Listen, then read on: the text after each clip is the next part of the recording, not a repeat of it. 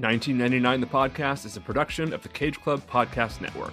For more podcasts on movies, comics, and all things pop culture, head to cageclub.me. To contact us with questions, comments, or just to say hi, send us an email at 1999@cageclub.me. You can find me on Twitter at probablyrealjb and Joey at soulpot. And you can follow the show on Twitter at 1999 The Podcast. To support the show, please subscribe, rate, and review wherever you listen to podcasts. The show is written, produced, and edited by us.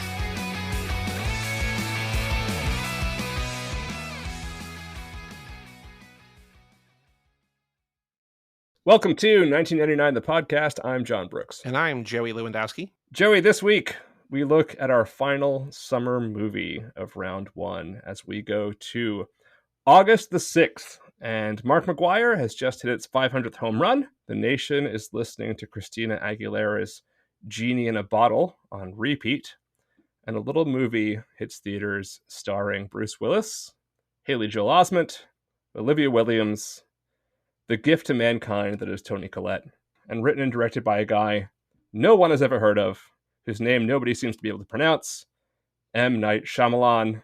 This week's movie is the box office phenomenon, The Sixth Sense. Cool. Very cool. I've seen this movie.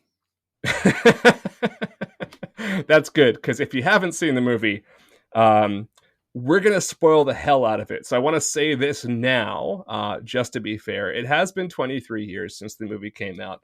I See Dead People is an internet meme, and if you somehow don't know the twist of The Sixth Sense, stop listening to this, go watch The Sixth Sense, and wow, be surprised, because I don't know how you did that, but we are going to carry on with this podcast with the plot twist of that movie very much out in the open, but for the, I don't know, half a person who may not know how this movie ends, you have been warned. So Joey, you've seen the movie. Would you care to take a stab at explaining what the movie's about? So Bruce Willis is a therapist? What's his exact job title? Is it therapist? He is a child psychologist. He can either prescribe or not prescribe drugs. I know that's the difference between the two, and I don't know which it is. He does kid brain stuff. And in the opening scene of the movie, one of his disgruntled former patients breaks into his home and, spoiler alert, kills him. We don't know that because then all of a sudden we flash forward a year later and he starts talking to Haley Joel Osment as he tries to reconcile with his wife. We can't figure out why their marriage is crumbling. Toni Collette can't figure out why her son is being so weird and so spacey. And in the end, Haley Joel Osment, in the middle, he tells Bruce Willis, I see dead people. We eventually find out that Bruce Willis is one of those aforementioned dead people. Shut the fuck up. Did I spoil it for you? Yeah, I hadn't seen it yet. So, it's kind of a happy ending for being a ghost story and a depressing thing where our lead character is killed in the first 10 minutes. It's a pretty happy, satisfying, fulfilling ending. Yeah, that pretty much sums it up. And it sounds like a really boring movie when you put it that way. But that's what it's about. So, as we'll probably talk about today, the movie is more than just the sum of its parts. And that's one of the things that made it, I think, such a phenomenon. Speaking of being a phenomenon, The Sixth Sense was filmed on a $40 million budget and made a respectable $26 million its opening weekend. But great reviews and word of mouth propelled it to a $293.5 million box office gross and a worldwide gross of just shy of $673 million. More notably, it stayed number one for 5 weeks, only to be dethroned in the humdrum days of September by the least likely number one movie of 1999. Do you know what it is, by the way, before I spoil what it is? Wait, do I know this? Is this something that you're quizzing me that you've already told me, or is this new news to me? I don't think I've told you this, but do you, it came out in September of 99, and it is one of the most immemorable movies of that year. I don't want to further discredit my own credibility here on this podcast by making a terrible guess. What is that movie?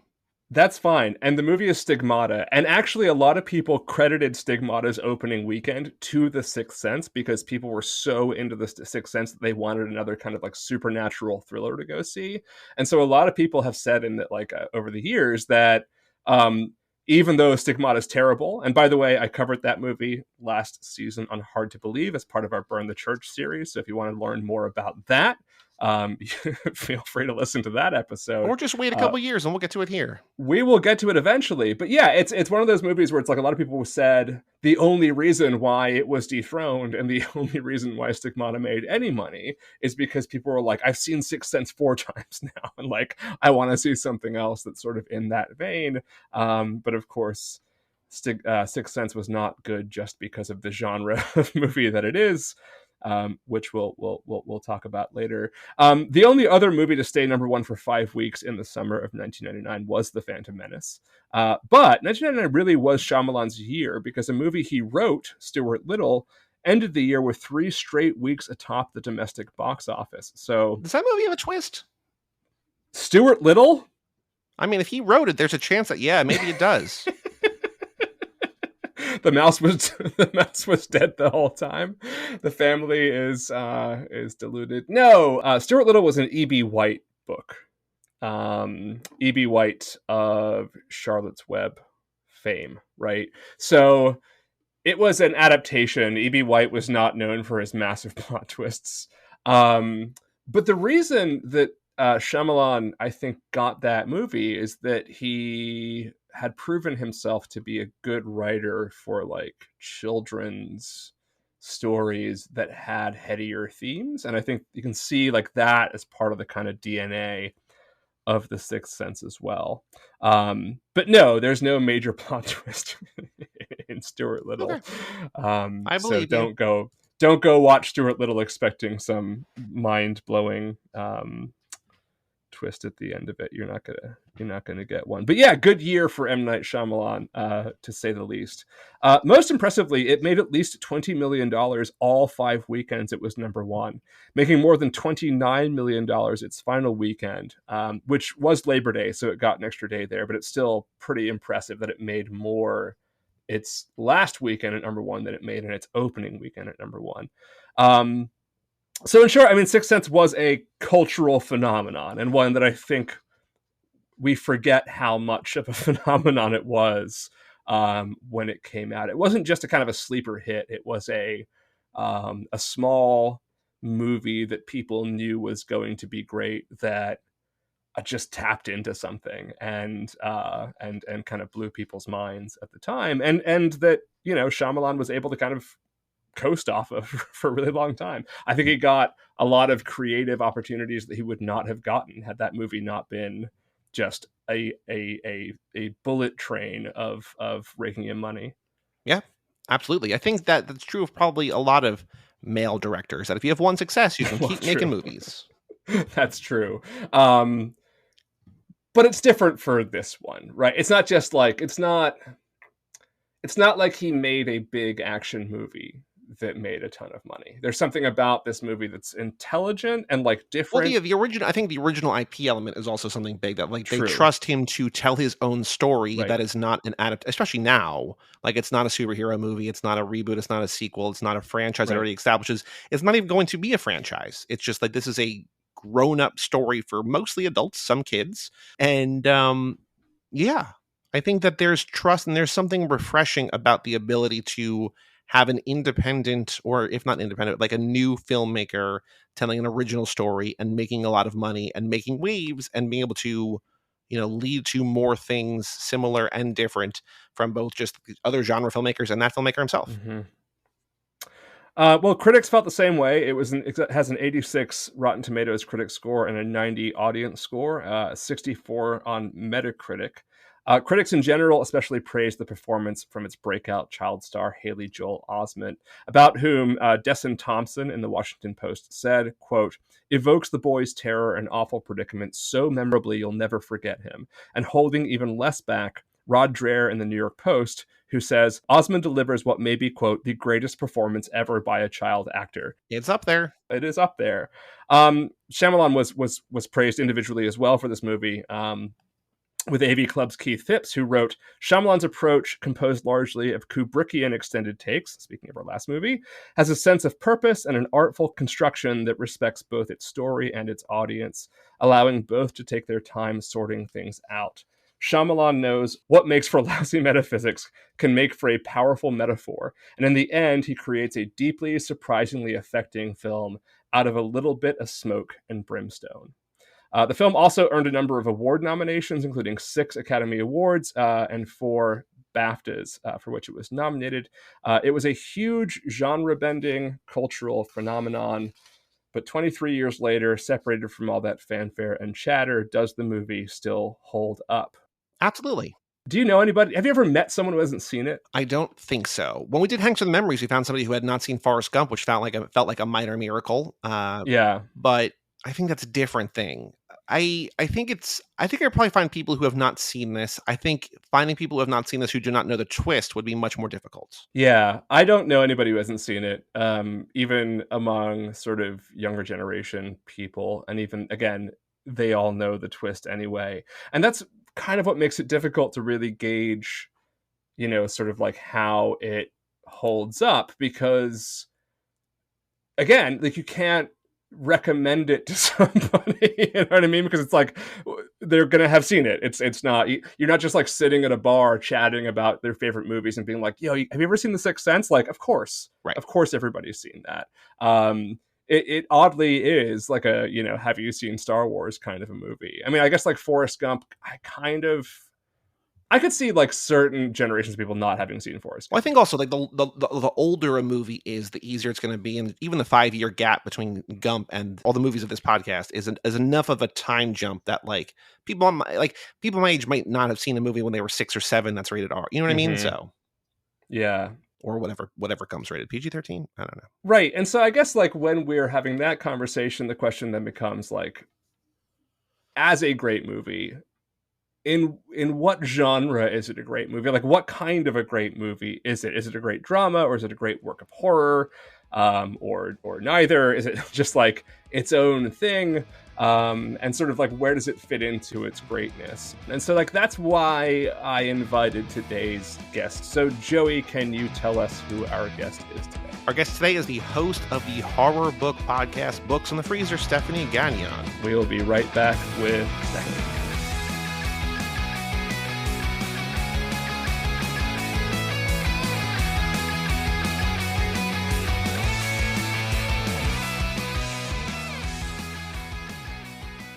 Stephanie, welcome to the show. Very excited to have you. I invited you because you specialize in the horror genre. And this is, we'll talk about whether or not this counts as horror at some point, I think, because I think that's an interesting conversation too. But this is the only horror movie my parents have seen. So I'm going to count it as a horror movie. But welcome. Would you like to introduce yourself and maybe talk a little bit about your podcast as well? Sure. Thank you so much for having me. I am Stephanie. I host the Books in the Freezer podcast. It is a podcast just about horror books. So the usual setup is I have a guest and we pick like a subgenre or a theme of horror, like summer camp, slashers, cosmics, whatever. And we recommend books in that genre. And there's like author interviews and a bunch of other stuff. But yeah, all about horror books, essentially. And so the name comes from like bodies in the freezer and stuff like that, just like creepy things being found in the freezer in horror media. It is actually another 90s reference. It's a reference to Friends when Joey read The Shining and it was so scary that he put it in the freezer. I've seen like fewer than 5 episodes of Friends, but it's the one with The Shining, I guess. The one with The Shining. Actually, is that really what it's called? No, I watched it all the way through once, and that episode really stuck out to me, but I'm not a diehard Friends fan. I think people would be disappointed to hear that, but... The one where Monica and Richard are friends, apparently. Ooh. So that's a Tom Selleck episode. Yeah. There you go. Joey, it's weird the stuff that Joey hasn't seen. I have seen all of Friends, but I was also like the exact, again, right A girl that I had a crush on in middle school loved Friends, so I watched the finale for her, and we never talked about it, basically, but like that's why I've seen the finale. And then at some other point, I saw the pilot, so... But I don't know, like I'm sure that I would like Friends, but I've also had people be like, if you watch Friends instead of the other things that you haven't seen, I will murder you. I'm like, okay, I get it. There's just too much stuff. That's true. There's too many things. Because you've also never seen Battlestar Galactica. I'm like, that just blows my fucking mind. Oh, yeah, when I was like, is Caprica a Star Wars thing? You're like, no, you idiot. I hate it. No, it's great. I love the way that title for the podcast works on both of those levels, as both a reference to Joey shoving a book in the freezer, and also the very sort of horror trope of shoving things inside of a freezer. So let's talk about The Sixth Sense. One of the things that we do when we start the show is to talk about our first experiences with these movies, and listeners by now know that Joey's is always, he saw it several years later on video because he was very young, and mine is I somehow saw pretty much all of these movies in theaters the year they came out. So I will come back to myself. Stephanie, I will start with you. The first time you saw The Sixth Sense was when and under what circumstances? So I was also very young in 1999, but I begged my parents to take me to theaters to go see this. And they did. So I actually did see this in theaters. How old were you? 1999. 8 years old. Okay, good.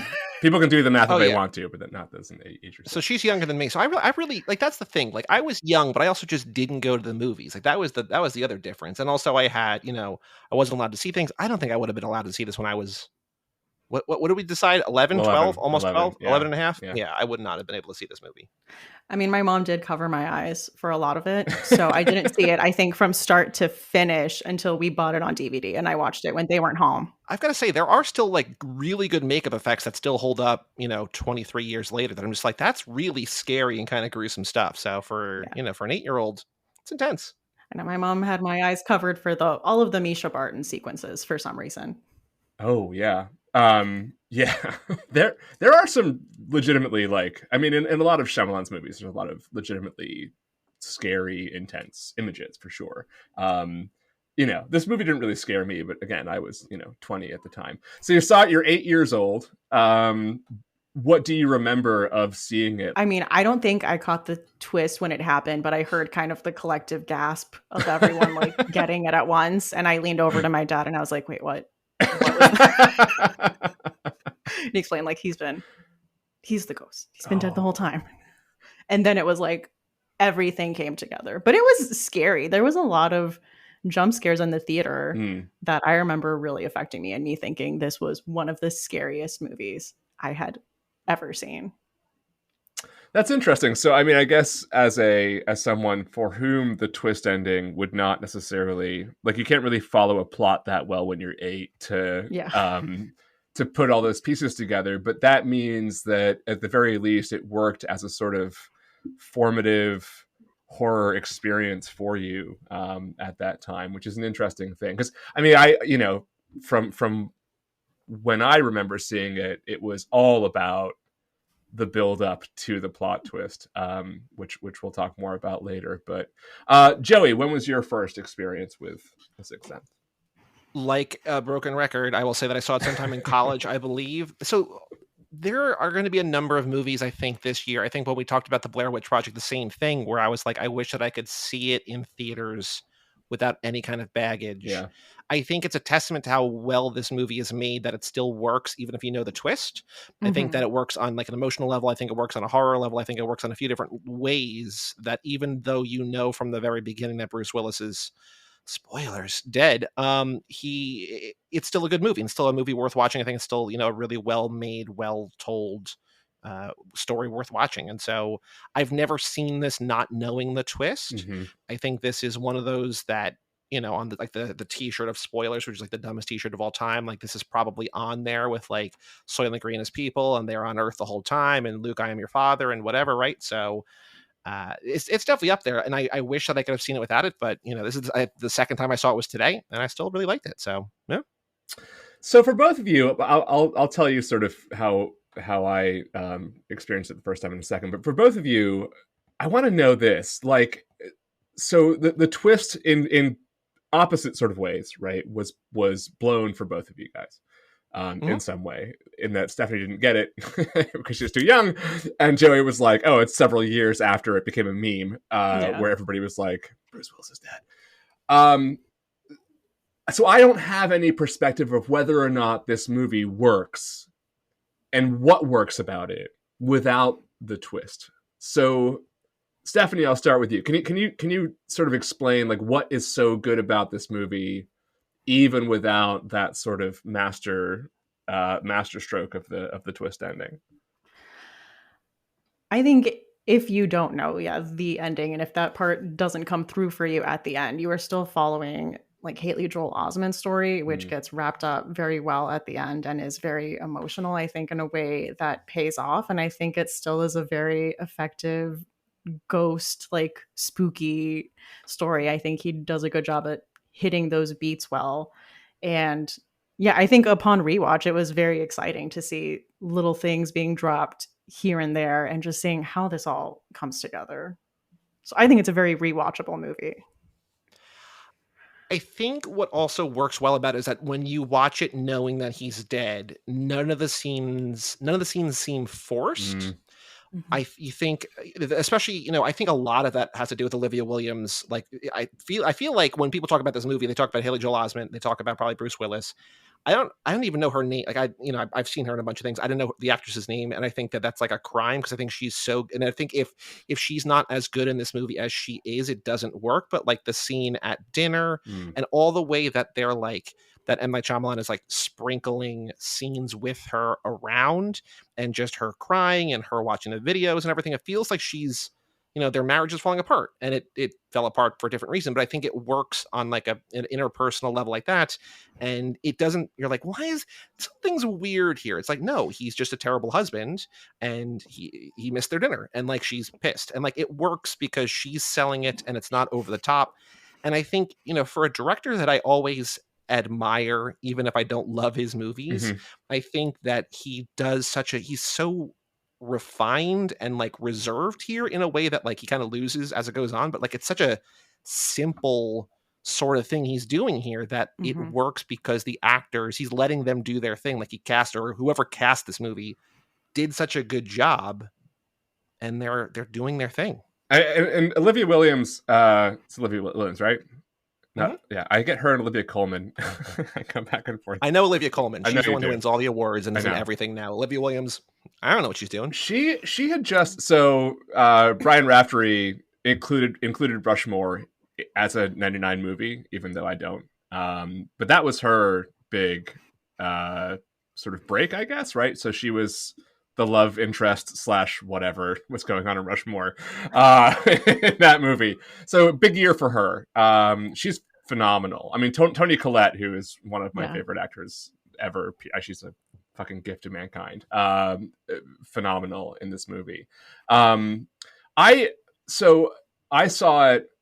It's interesting because this is one of those ones that kind of like The Matrix was huge and also kind of unexpectedly huge, right?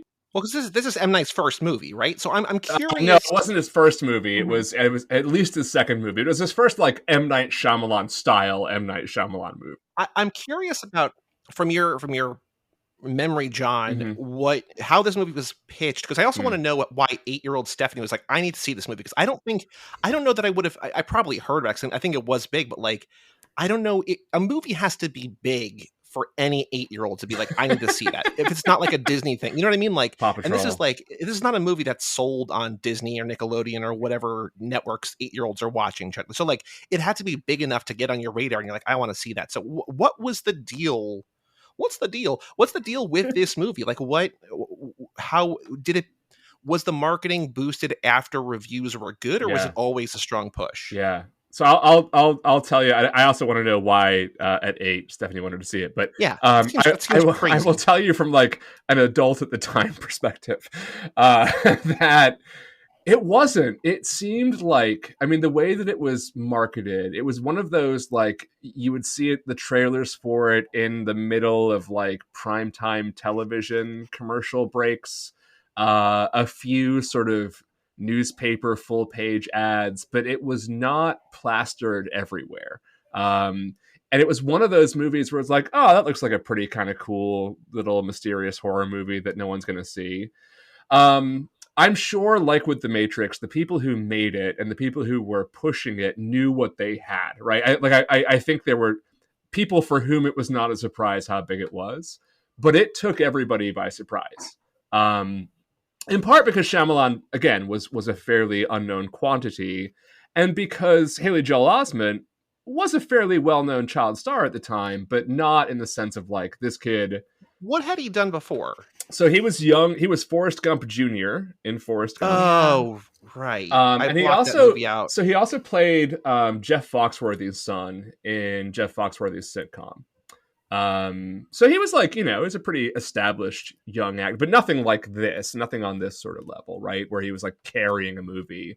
And also, I mean, one of the things I also remember reading about a lot was, we talked about the Phantom Menace a few weeks ago, but one of the things that people maybe unfairly brought up was like, this is what a child star actor looks like, right? Like, fuck Jake Lloyd. It's like, why are you doing this? Don't do that. But there's a lot going on, I think, at the time that sort of made it the right movie at the right moment. And I didn't see it. I think I saw it within the first week it came out, but it was all buzz. It was all like word of mouth that I went to go see it for. I read some good reviews. I saw some people like, you got to go see it before it gets spoiled for you. Go see it. And I was like, all right, I'll go see it. And I saw it. And then I was like, holy shit at the ending. And then I literally saw it 2 days later because I was like, I have to go back and figure out how he pulled that stunt and figure out how they shot all those. Because I swear to God, he was talking to Olivia Willie or was Toni Collette in that living room scene. I swear to God they were talking. And they weren't. And I was like... They weren't. They're just sitting there, right? Brilliant magic trick. So that was like... It was immediately for me, like, I have to see this twice now, which is quite a marketing ploy, quite honestly. Like, if you're going to make a movie that people have to literally see twice to fully appreciate, that's a hell of a thing. But yeah, Stephanie, why at 8 years old were you like, must go see this movie? Please, Mom. Well, we were big movie theater people. Like, we went every week. Nice. So there was that. And I think the marketing with Haley Joel Osment front and center, like, it was already kind of like, this is a mysterious, spooky movie, but it's really all about this kid and this kid's experiences and this kid seeing spooky things, that I was like, I need to see what's going on with this kid. I don't know. It didn't seem outright horror that my parents would say no. Right. I guess. Well, it's PG-13, right? I think it was. Yeah. I feel like ghost stories are a nice sort of in between or buffer where it's like, yeah, they're spooky, but they're not like necessarily gory, even though there is gore in this movie, maybe tastefully done. I don't know. But I feel like the same way with Blair Witch, like Blair Witch on his face is not scary. And we talked about this in that episode, right? It's like, it's not a scary movie. It's what your mind does that makes it scary. It's like what you're not seeing. You're like, oh my God.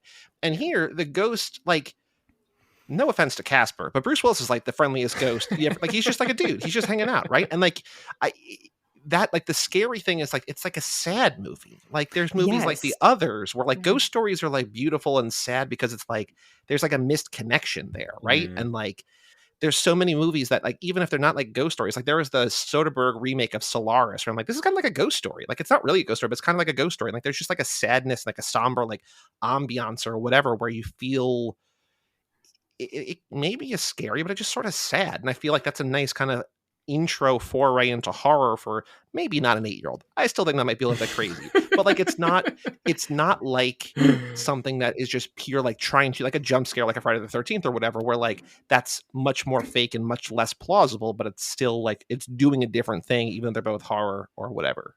I don't know. There were a lot of horror scenes that stuck with me from this, seeing like the family hanging, seeing the kid who shot himself with the gun. Like, those were the things I was telling the other kids on the playground about. Like, I went to go see this movie. Let me tell you all about it. So here's the real question. So you go to see this movie at 8 years old. Is this your last horror movie for a decade because your parents were like, we made a mistake? Or did this like begin a transition into a life of horror movies with your parents?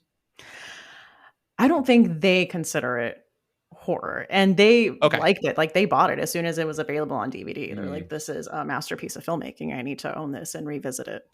Cool. From then, my parents got divorced, and then my mom got remarried, and then we got into Christian fundamentalism. So there was not a lot of anything for a while. Yeah, I would say a good decade. Yeah. So you got this in under the wire, which I appreciate. Did. Okay, this cool. is very cool. This is my pre-Fundy days. Well, I mean, obviously you're a big horror fan now. it's clearly a big part of your life. How did that happen? And is do you think that this movie is in some way formative to your love of horror literature? Because it's a very kind of literate movie, right? Like it really is like a horror book as a movie. I think so. In the way, I mean, I've always been the spooky kid that was into like the spooky or dark, even kid media at the time. But I think this just really showed how horror is so much than what people think horror is, and it is a way to tell these very deep emotional stories about the human experience. And I mean, my coming back into horror was very much through the way of like, I'm out of fundamentalism now. I'm going to catch up on all the things that I didn't get to experience during that time in my life. And then just falling back in love with horror. And I was like, oh yeah, this was a thing that I loved, and I'm going to keep searching this out. So were you reading, like, as an 8-year-old, were you reading, like, Goosebumps and stuff? Like, were you into... Yeah, okay. 100% Goosebumps kid. What were the big kid Goosebumps called? Was that was Fear Street? Fear Street. Yeah. Okay.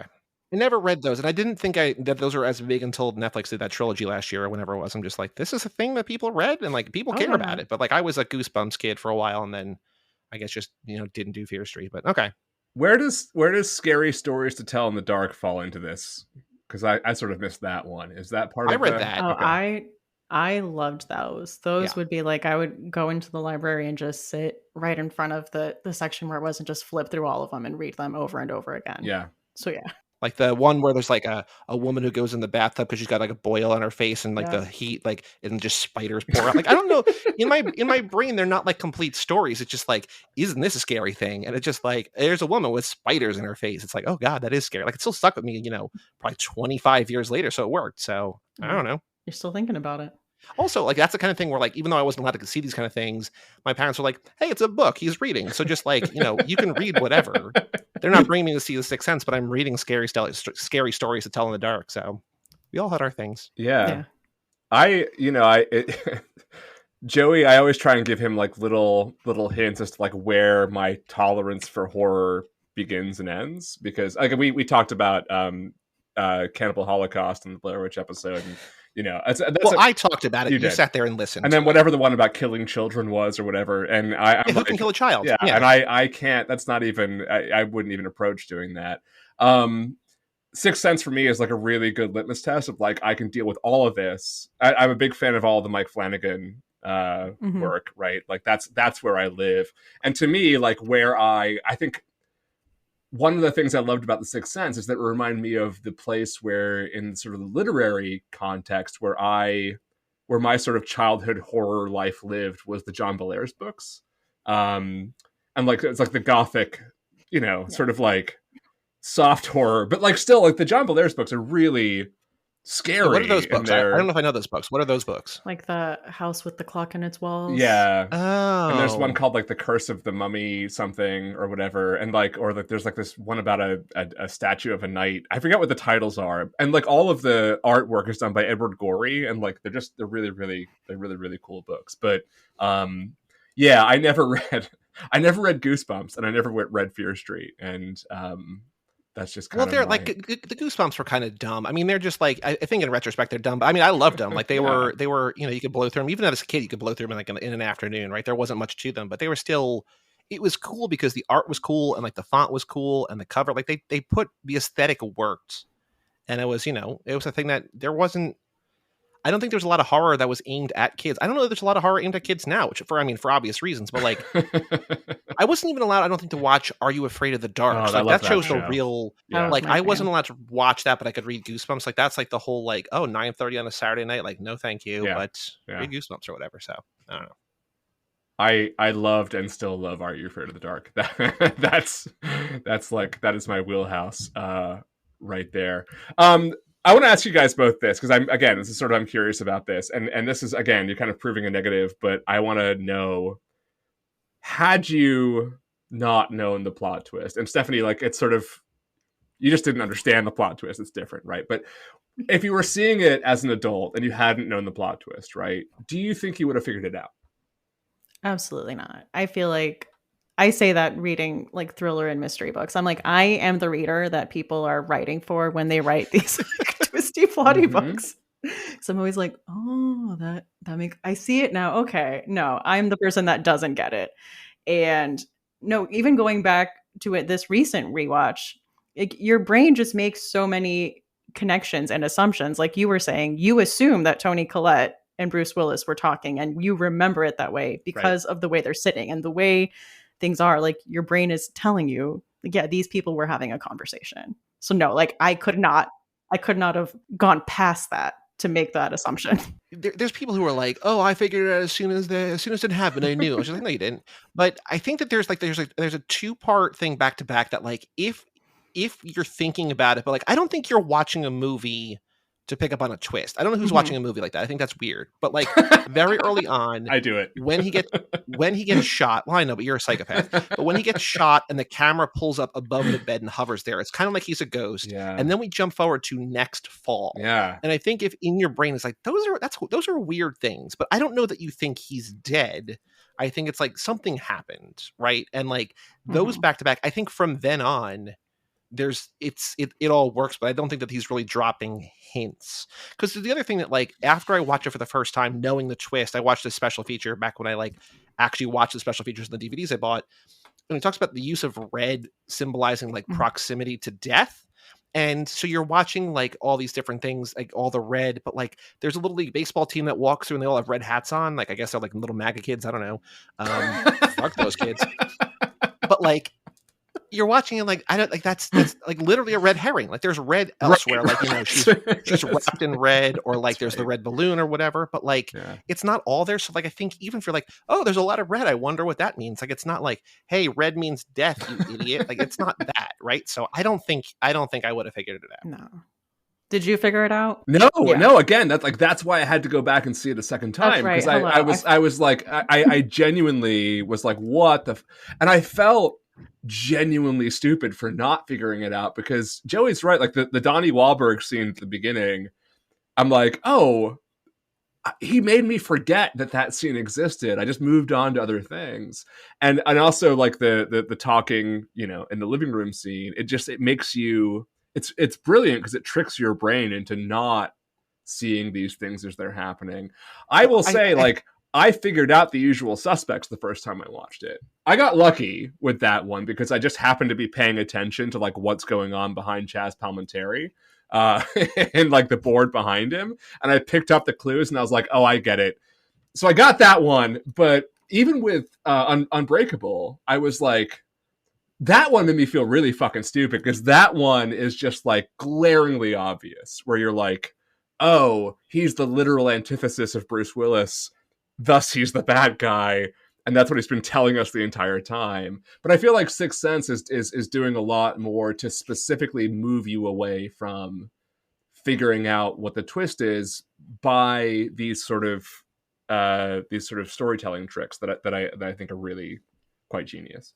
Well, I think that says 2 things about the movie. Number 1, I think it's about more than just the twist. Yeah, it is. And I think number 2, that it's an effective twist, that you feel dumb that you didn't solve it, but you feel like you should have solved it. That you had all the clues, Mr. Police. Like it was there for you, but you didn't figure it out. And I feel like it's like, hey, yeah, I could have figured this out. I just didn't, and I'm frustrated that I didn't. But also the fact that like the movie works in spite of whether you know it or not. I think it's just a well-made movie. And like, you know, I like that The Village is goofy, but like The Village is set in modern. I guess this is just like we're going to spoil all of his movies or whatever. Like I feel like The Village, it's just like it doesn't work as well because it's like, who cares? Like what? Why? That's not like that doesn't really make sense. I think Old now on HBO Max. I'm not going to spoil Old because Old is new. I haven't seen it but yet. I think the twist in Old, it's about a beach that makes you old. The twist in Old is very interesting. I feel like they don't really do enough with it, but I'm like, oh, okay. Like, and I don't think it's fair, but I feel like a lot of his movies are judged on whether or not his twist works. Like he became the twist guy. Yep. Yeah. And I think that's why people love this and they love Unbreakable.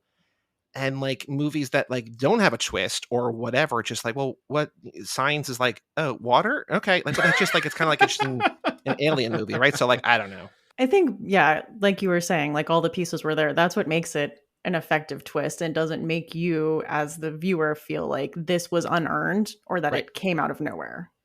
Like all the pieces were there, and when you watch it on the rewatch, everything holds up still. Everything still points to this being the case at the end. So it's just a lot of good work being done there. Just that, I mean, it is like the twist movie of all twist movies. I think that's fair to say. And I also think that there's like other things that you're kind of picking up on. Like I noticed this time that the guy who shoots Bruce Willis, the kid who like and then eventually kills himself. Donnie Wahlberg. Is that Donnie Wahlberg? It is. Mm-hmm. Yeah. Okay. He's got like the blonde hair, but he's got like a streak of white right here. Ah. And Haley Joel Osment has the same hair color, the same wisp, and they're like, "Oh, what's that?" It's just like, "Oh no, that's just like he's trying to save the kid he couldn't save." You're like, "I wonder, is that a twist?" It's like, no, it's just like it's symbolizing. But I think that there's not red herrings, but like clues there that like there's other visual motifs and metaphors that he's doing that are additive to the story he's telling that aren't trying to distract you. It's just like if you're looking for clues and looking for comparisons and whatever, they're there, but you know, the red thing, it's just like, okay, I get it, but it's also like, it's not, I don't know that I necessarily need, like, I see that he's doing something, but that's fine. So this movie, after it came out, a lot of people were heralding Shyamalan as the next Alfred Hitchcock, and I don't think it's totally unwarranted. And I do think there are things about Shyamalan that are very much evocative of Hitchcock. And I think when he gets it right, he creates something that is that has the same kind of machinery and the same sort of like inspiration behind it that Hitchcock had. But I also think it's fair to say that a lot of Shyamalan's post Sixth Sense work has been very hit and miss. Yeah. But I do think, just very quickly, I do think that he is, even maybe just this movie alone, that his movies, for the people who like see a bunch of movies or horror fans, you have to see his movies because there's still a chance that he could do something that hasn't been done. Yeah, and I even think like in The Happening there are things about it that I think are really interesting, even though it's a bad movie. I won't After Earth and Avatar I won't go, or Last End, whatever it's called. I won't go there with, but you know, he has a couple of obvious complete duds.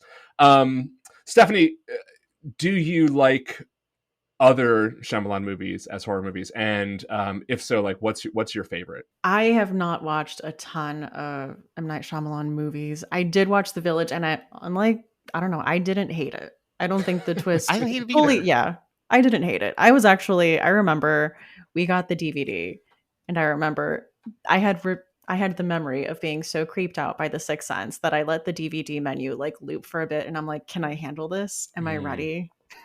Am I ready to watch The Village? I was, but I feel like I feel like with The Village, the bad rap on that movie is that like each movie he made was worse, and I think like both objectively and subject, like this is great, then Unbreakable's really good, and then Signs is just good, and then The Village is less than good, and then there's Lady in the Water, which is like an interesting backstory, but even probably worse. It's just like he had a thing, and like it's there's not like really a steep decline. It's just like, oh, this is worse than the previous, whatever. So yeah. I think The Village is unjustly maligned because it's the fourth in a row that's worse than the previous or whatever, right? So, but yeah, pretty okay. I mean, it just sucks that he got known as the twist guy. Yeah. And so he couldn't get away from that, and that's what people expected out of him. But he's also very good at it. I mean, like, let's not undersell this. Like, he got known as doing that he likes doing it, and he's very good at it. And when he does it right, he does it in a way that actually does do service to the story. It's not just a gimmick, it actually does work, right? So like the twist in Unbreakable is a really interesting commentary on the dynamic of like what, you know, the hero villain archetype really is all about. And by sort of concealing that for a long time until you're like, oh, Magneto and Professor X, I get it. And by pushing you into the story, into the human drama, I think, you know, there's something to be said there. He's not just someone who is doing a magic trick and then trying to sort of do the prestige at the end of it and say like, ta-da, right? There's always, at least when it works, or in his best movies, there's always a motivation behind the twist that does something for the movie. Much like the penny trick in this movie, sometimes it works and sometimes kids just say, give me that penny back. Yeah. Let's talk about Bruce Willis for a second, because I think that's also a really important factor of this movie. We talk about Haley Joel Osment plenty, but for me, like Bruce Willis, I think by this point in his career, was at a place where, I'm not going to say he was kind of being typecast or pigeonholed, but people recognized that Bruce Willis was really, really good at being a movie star, but was sort of considered to be limited as a actor with range. I disagree. I think Bruce Willis is a phenomenal actor. I have always thought that. I think this movie is an example of it. I think Nobody's Fool is another, great example of that. But for how do you guys feel about Bruce Willis, and what for you, like, should he have gotten like an Oscar for this movie? I think he should have. I'll be upfront about that. How much of the success of the movie, Stephanie, do you think is Bruce Willis doing? Oh, that's a good question. I think he should have at least gotten an Academy Award nod. He didn't get nominated for this? No, I'm looking right now. The movie got 6 nominations. It won none, but it was nominated for Best Picture. Haley Joel got a Best Supporting. Yeah. Toni Collette got Best Supporting. M. Night got Best Director, Best Original Screenplay, and Best Film Editing nomination. They all lost to, what was the big movie that year? Oh, Kevin Spacey and American Beauty. So that was the year that Oh, that's this year. Yes. How do I not know? I'm like, what else was it? What else came out that year? Like isn't that your whole podcast? Stephanie, I genuinely once an episode forget the premise of this show. And I don't mean to do it. I'm not doing it for humor, but I'm just like, oh, what else came out that year? Oh, right. There's a whole That's the thing we're doing. It's the thing we're doing. Not a bit. I swear it's not a bit. I get it wrapped up in the thing. But yes, that was the year of American Beauty. I mean, his performance in this was great. I mean, aside from his scenes with Haley Joel Osment, where I feel like they have such a good rapport and they connect so well. Like you were saying earlier, his scenes with his wife, where, you as the viewer think that he's trying to connect with her and she's just being cold, and the way that he's playing that and all the heartbreak. Oh my gosh. This time I rewatched it, I was in tears at the end. I was bawling, and I had not remembered that it ended on such a sad, happy, sad note, with everyone getting closure in their own way. Just really got to me. But yeah, I mean, in the ending where he says he's ready to let her go, or that she can let him go, I just lost it. Like when the ring falls. Oh, I'm gonna cry again. No. I think the thing with this movie, and obviously in the last couple of months it came out that he has aphasia and he's retiring from acting because he has this horrific illness. Yeah. And I think it's not fair, but I think the last decade, for whatever his motivations were, whether he was trying to save up money for his family or knew he was unable to act for forever and he wanted to do a bunch of things, or whether he's being taken advantage, whatever the reason behind his last decade of film choices where he made probably 40 movies, I think that has sort of tarnished his reputation in my mind. But you look back and Die Hard's a perfect action movie and he's great in this, but I feel like both the good action movies and the bad newer ones, I see more movies than most people I know, and I've seen nothing he's done the last decade. It's just they're so far below and beyond the radar that I think it's not fair. But you're like, oh, he's just the straight to video action guy or whatever. But here you're like, oh, I don't know that he deserved the nomination, but I think he's great in this movie, and I think without a performance as strong as his, this doesn't work. Yeah, you should listen to, one of the reasons why he did all those movies, you should listen to Dana Schwartz's podcast, Haleywood, which is about when he tried to buy a town, or did buy a town, and then, financially didn't really work out for him. So like Nicolas Cage, he had to do a bunch of movies where he didn't, they weren't necessarily of the greatest quality. And then, of course, as you say, he got diagnosed with this horrific disease, and it's incredibly sad. But I think another element of this movie and where it lands in kind of the zeitgeist is one of the reasons I think people coming into it upon its release maybe kind of undersold what it was going to be. Is because I think the previous year, Bruce Willis had made a movie called Mercury Rising, which is also about him and some kid with a special power, right? That wasn't good. And I think as a lot of the sort of the way this movie surprised people were like, oh, it's like Mercury Rising 2. I mean, they're just doing this thing again with Bruce Willis and some kid, and who cares? Not a big deal. It'll make some money, and then we'll all move on with our lives. So on the one side, you got that. And the other side, you have another movie, a very similar kind of movie that comes out within like a year or two, which is The Others with Nicole Kidman. Mm-hmm. That's also a movie that relies heavily on the plot twist. Mm-hmm. Of the two of those, which do you think is more less dependent on the plot twist? Is a movie that works better on its own, even if you know how it's going to end? I don't think either really depends on the plot twist. Yeah. I think because they're both ghost stories. Like I saw The Others for the first time last year, and I think that's a movie that I think I liked this movie more the first time than I liked that movie the first time. I think knowing the twist there. So maybe I guess the answer is that movie. I think knowing the twist there makes that movie a lot sadder and a lot more profound. Maybe I think knowing the twist maybe makes that how do I want to say this? It makes it more of a better movie than like, I think knowing the twist here makes this a better movie, a more interesting movie to rewatch. But I think knowing the twist there will elevate it above. Like, I think that this is a better movie on first watch, and that's probably a better movie on second watch, but I don't know. I've only seen that movie once. Like elevates its themes. I think a so. bit more. Because I think you're like the whole time you're like, what is going on? Like, there's something weird here, and I don't know what right, it is. Right. And then you're like, oh, okay, cool. So yeah, you do feel like something's coming and something needs to be explained. Yes. I actually do have a question about, and I want to hear your answer to that same question, Stephanie, but in terms of the marketing for this, the I See Dead People, that was in the trailer, I'm sure, right? Yes. Yep. Yes, because I rewatched the trailer to like get in my head. What was the headspace I was in? Because like the first, 50 minutes of it, like because the line comes 50 minutes into the movie. So it's basically also shout out to this movie for being not overly long, like an hour 45. Like that's great. Mm-hmm. Good job, M. Night. But it comes like halfway through the movie, and like the whole time leading up, he's like, I have a secret. I don't want to tell you the secret. I want to tell you. I don't want to tell you whatever. And I think that also works because it's like there's something going on, but then he's like, I see. It's like, oh, okay, that's kind of weird and cool. And then you still don't.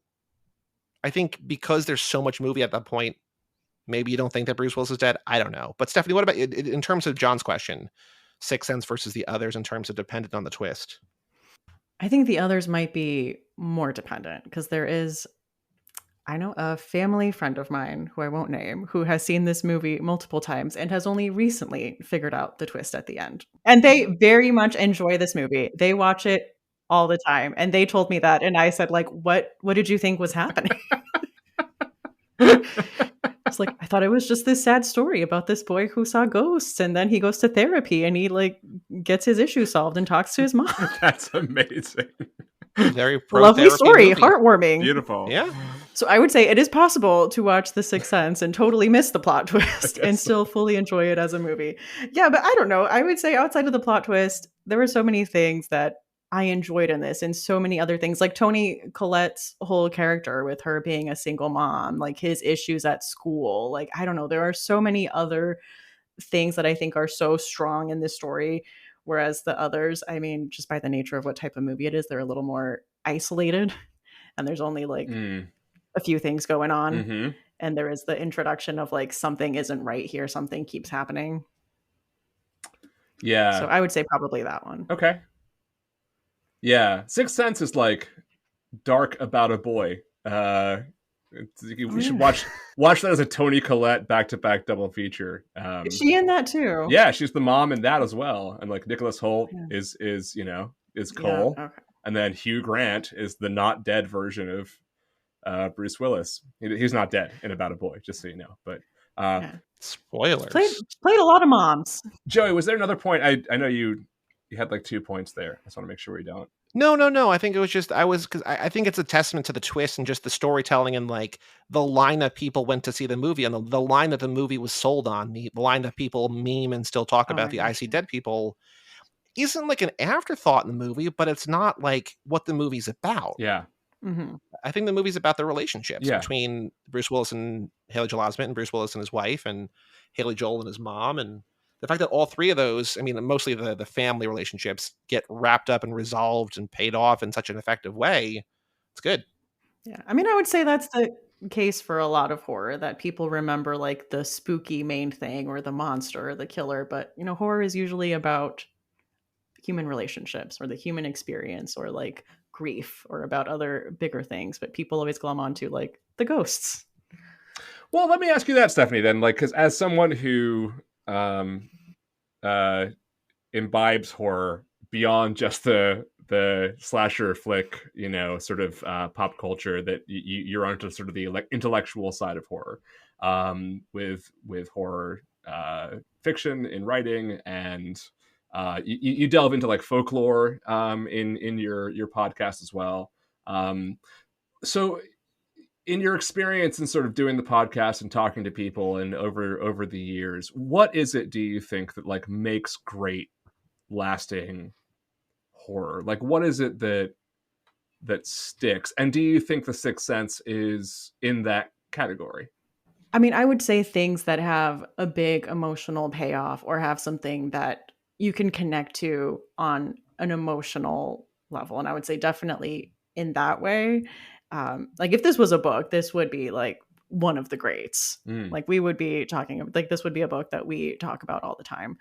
But yeah, I think with the books that I know that have been coming out recently that keep getting mentioned and have kind of stood the test of time, I mean, like within a contemporary sense that we keep talking about, I think are books that, I don't want to say have a gut punch ending, but something along those lines where there is something to connect to on that level.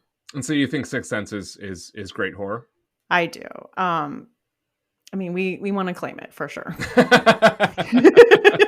So you are claiming it also as horror and not just like a pop culture ghost story. It belongs in the horror genre. Absolutely. Is there something that like separates though? Is there ghost stories that aren't horror? Like, is there something about this that puts it into the horror camp that maybe some other ghost stories they wouldn't belong there? That's a good question. I mean, as I was saying, as an 8-year-old, there were a lot of visuals in this movie that really stuck with me and haunted me for years. But I mean, on a base level, M. Night Shyamalan does a lot of the buildup of dread and something's coming. And I remember like on my first rewatch when I was like 9, just the scene where he gets up in the middle of the night to go to the bathroom, I thought was like so terrifying. I was on the edge of my seat. It's like, oh my gosh, something is going to happen. So yeah, I think as horror, it is effective, even though it's not super scary. It does have its moments where that's what it's going for. So there's the ghost story that has the sort of emotional human drama in it, right? But then if you add that, if you combine that with the elements of horror where it's like you are deliberately trying to scare people and build up this, as you say, dread and anxiety, like that's the distinction between the two genres, you think? I mean, I think so. And I know within horror, we don't love, I don't know. I would say so. No, it's one of those genres like sci-fi, and it's like, what the fuck counts? You know what I mean? Like, how does Star Wars, like, how are Star Wars and Star Trek really in the same genre? It's they're not, you know, but there's these sort of ambiguity. Like, if you have a spaceship, you're sci-fi automatically, and it's like, I think that's in all things. I think in music and movies and even probably books too. Like, just classifying by genre is, I think, just sold like for like retail establishments, right? It's like, where do I put this thing? But like once you have it, who gives a shit, really? Like my dad always he's like, what genre is this music? I'm like, I have no idea. I don't know music well enough, and also don't know how to describe it, and also why does it matter? I don't think genre matters. And I think, especially with horror, that is such an individual thing depending on what scares you and you connect with. Like I know there's a lot of things that some people consider horror and some people don't, and there's a lot of, I mean, discourse happening now about like, you know, what's the thriller horror line, what's the suspense horror line, like what do we need to have a line? Does it matter in the end? I want to know from both of you, we'll wrap up pretty soon here, but I want to know from both of you, have either of you ever seen The Sixth Sense with somebody who hasn't seen it? No, I watched it alone both times. Oh, see. I want to, though. I have kids, so that's saving it up. So this is one of my favorite things about having kids, is that experience of like seeing a movie with them for the first time. Because it's kind of like Star Wars, right? Where it's like, whenever I find someone who like literally hasn't seen Star Wars, it's so exciting to sort of see what they think of it and, you know, figure out like how you're going to watch it, that sort of thing. So Stephanie, like how old do your kids have to be, do you think, before you get that fun experience of watching The Sixth Sense with them? I mean, obviously 8, right? No, but are you going to take a different approach than your parents did? I mean, probably not. It depends on the kids. Like my son is very intrigued by horror. Like he knows about Michael Myers and he knows about Ghostface. But I've brought up, I'm like, oh, did you want to watch Halloween? He's like, absolutely not. Yeah. Absolutely not. Like, let's wait on that. So I would say, like, for him, when he's ready. He's turning 8 this year, so I would say he's not chomping at the bit to buy it. If he asks, we'll watch it. I have an 8-year-old, and she also is in the similar category. Like she likes some scary things. She knows who Ghostface is, and I'm like, I won't even show her Goosebumps because there's no fucking way she will. I mean, she likes Harry Potter, and that's about as far as she gets, right? In terms of like horrific elements, but she has no threshold for scariness whatsoever. So I think this one's still a ways off for her. But John, just think, if you show Teddy The Sixth Sense now, in 23 years, she will be the host of a successful horror literature podcast. Yeah, that's true. So by not showing it to her, you're really doing her a disservice. Yeah. I don't know. Changing the whole trajectory of her life. Mm-hmm. Yeah. I would say don't do it. I feel like Stephanie's parents are irresponsible. I still think it's crazy. But I do think that the genre thing. I think that if she wants to see a horror movie, there's probably like better ones to see than like there's like gentler ones. But I think this is probably close to the most acceptable like adult horror movie that an 8-year-old probably could or should see. I don't know. My son likes playing Five Nights at Freddy's. I think that's his like horror limit now. That's from what I know. That's pretty scary. But I mean, I'm terrified by pretty much everything. So I mean, Joey can like watch really graphic stuff, and I cannot watch a single one of like Eli Roth's movies at all. Well, I mean, I can't either for different reasons. I'm like, you're not missing out on. Yeah. I do like Eli Roth to a certain extent, but yeah, you're not missing out on much. Stephanie, what's your threshold for scariness? I'm not really sure, honestly. Like I watched Hostel for the first time for like an upcoming episode, and I was like so ready to be like, I can't handle this. I'm gonna have to turn it off. And I was very surprised by how watchable it was. I was like, oh, okay. Like this was not as bad as I had made it out to be. And I do like some body horror. I think maybe the Saws, I would say maybe. Like the extreme torture, I guess. The first Saw is a great movie too. Yeah. Like, that has a benefit of being like just genuinely great. And I think that's also the thing is like with all the torture porn stuff, whether it's Hostel or the Saw movies, like a lot of horror is in response to what's going on societally. And so that all came after Gitmo kind of became a thing. And I think the reason that Sixth Sense holds up better is because it's like a timeless story. Like it's not like responding to whatever was going on in the world in the 90s. It's like it could come out today and it could be as effective, or it could come out like in 1979 or something, though. right? Yeah, that's true. Death existed in the 90s, so in that sense, it's very tapped into the zeitgeist. But yeah, no, okay, yeah, it's a great movie. I even after I saw it the second time, I still thought very highly of it. But it really is one of those movies that I think benefits very well from if you can find someone somehow who doesn't know the twist and has never seen it. You can really kind of do science experiments on them. You can kind of see it through their eyes, and it's almost like I almost kind of was hesitant to talk so openly about the twist in this episode, because I remember one of my friends had not seen it, and Craig Kilborn used to do this segment when he was hosting, I think, The Daily Show. And he would do the segment of like, Craig Kilborn ruins a movie. And it just immediately cuts to The Sixth Sense. Bruce Willis is dead. This was like 4 weeks after the movie came out. And my friend overheard that and was like, what? And I was like, oh, fuck. Well, that ruins that movie for you. But no, I still think you can still appreciate it.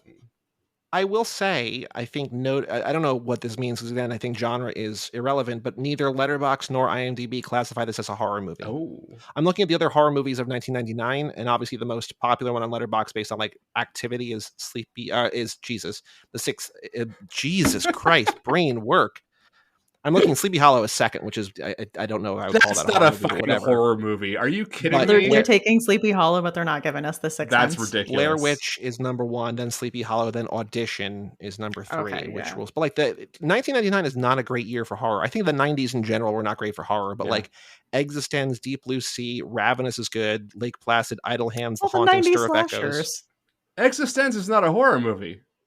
Deep Blue Sea That's is not a what horror movie. Like, what are we doing? Letterboxd I count Deep Blue Sea. Okay, fair enough. Fair enough. You're the expert. House on so. Haunted Hill, End of Days, Stigmata. I was also a child, so I don't know, man. Like it feels like because I was, we just did Blair Witch and we did this, and it feels like there's other stuff, but it's just like it's not a great year for horror. Like again, most of the 90s are not good for horror. Like we're now in a renaissance, which is great, but like it was the 80s, and then it was a long time before it really came back at least cinematically in a way that's like not embarrassing. I also saw the Blair Witch in theaters.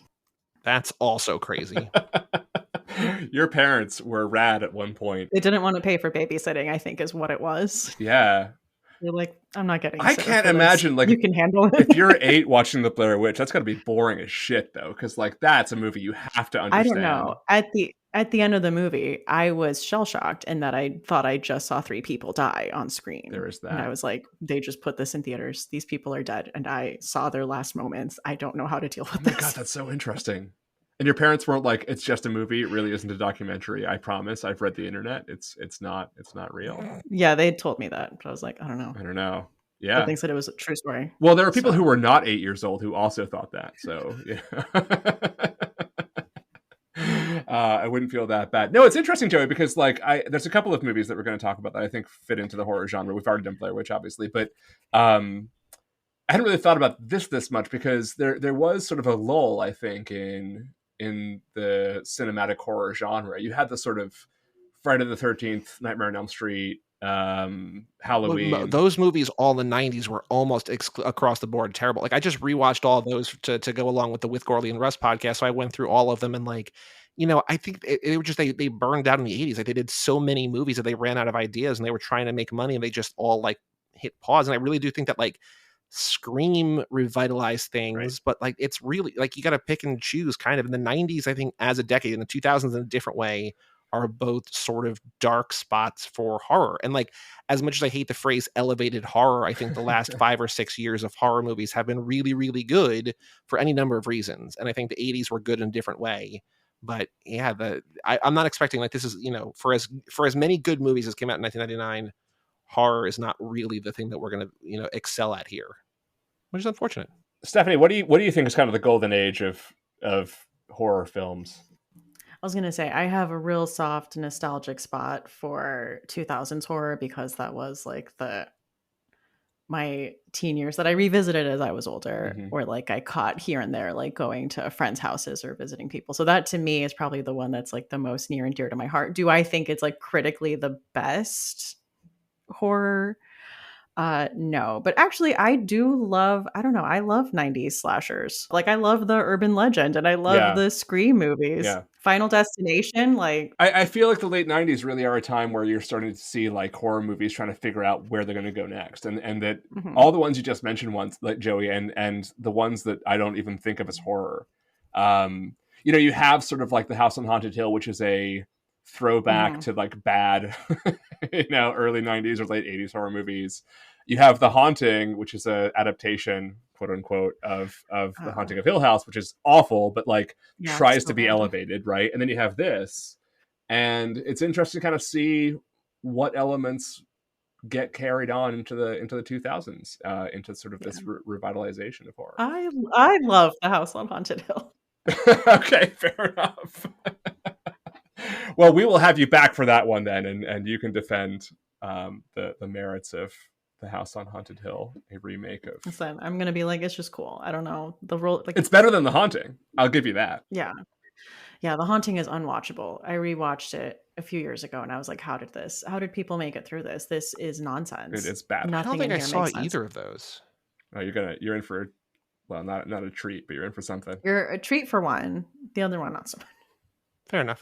I was like, although I did just tell you, I'm like a sucker for like that early 2000s, late 90s horror. So take that with a grain of salt. That is my like era. I was looking that I think that 2000s is a decade in terms of the movies that I like, in terms of the horror movies. I think the 2000s are a much richer decade than the 90s. Yeah. But Yeah. still, 2010s far exceeded. But Stephanie, I have two very important questions for you. What is your favorite movie from 1999?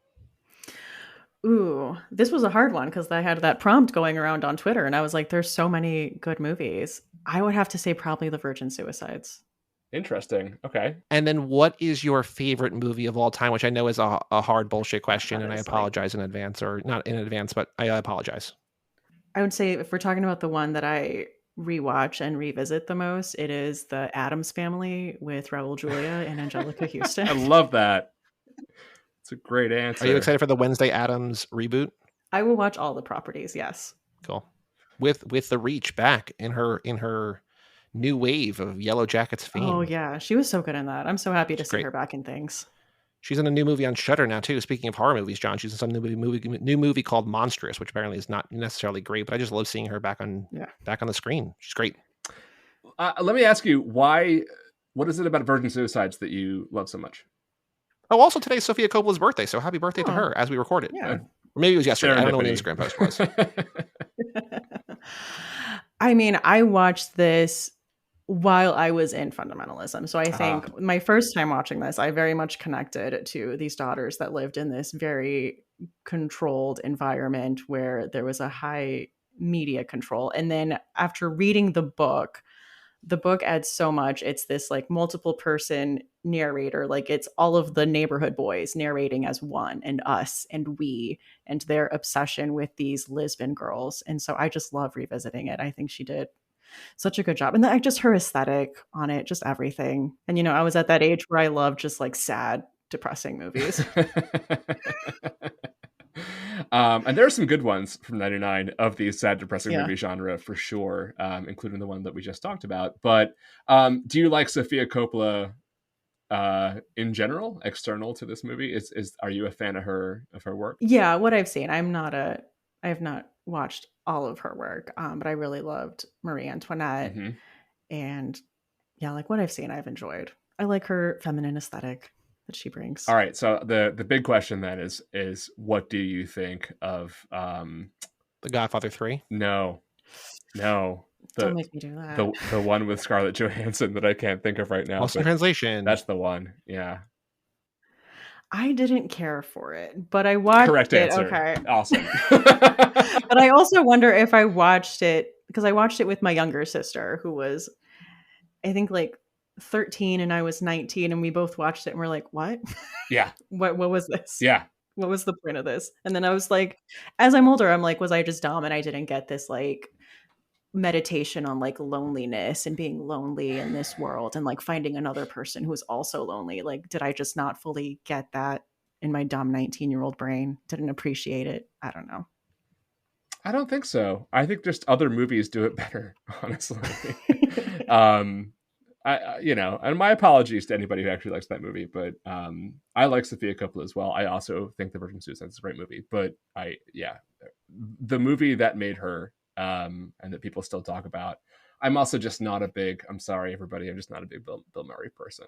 I like Ghostbusters, but I don't, and Rushmore, but I don't, and also he's problematic apparently. So yeah, that's what I've heard. Joey, any last thoughts before we go? No, I do want to say, I don't know if you cut it out before, but you said you were confusing Olivia Williams and Olivia Colman. They were both in The Father together. So that also, and I think there's also intentional confusion within that movie between those characters that they're playing, and they're both named Olivia and they're both British. And so you're not alone in that. So now you can't cut that mistake out that you said earlier. Yeah. So you have to leave it in here unless you're cutting this out too, in which case, no, John, no other thoughts. In my defense, I know them, like, I know which one's which. The names I confuse, right? I don't think Olivia Williams was in Fleabag. I know Olivia Colman was. I just sometimes like swap the names out. So like, I'm not that dumb, but I didn't know that, and that's fun trivia. Stephanie, before we go, would you like to advertise yourself to the internet? Well, if you are into horror books at all, definitely check out Books in the Freezer. For any book recommendations on whatever subgenre of horror you can think of, and interviews with authors. So yeah, check that out wherever you get podcasts every other Tuesday.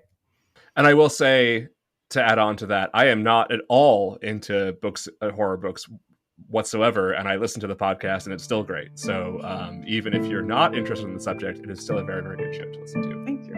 Stephanie, we'd love to have you back for when we finally tackle the Virgin Suicides, which is going to be in some time, but would love to hear your thoughts about that if you want to be back for that. So in the meantime, thank you so much for joining us. Joey, as always, been a pleasure, and we will catch you all in a couple weeks. Bye, everyone. Bye. Bye, guys.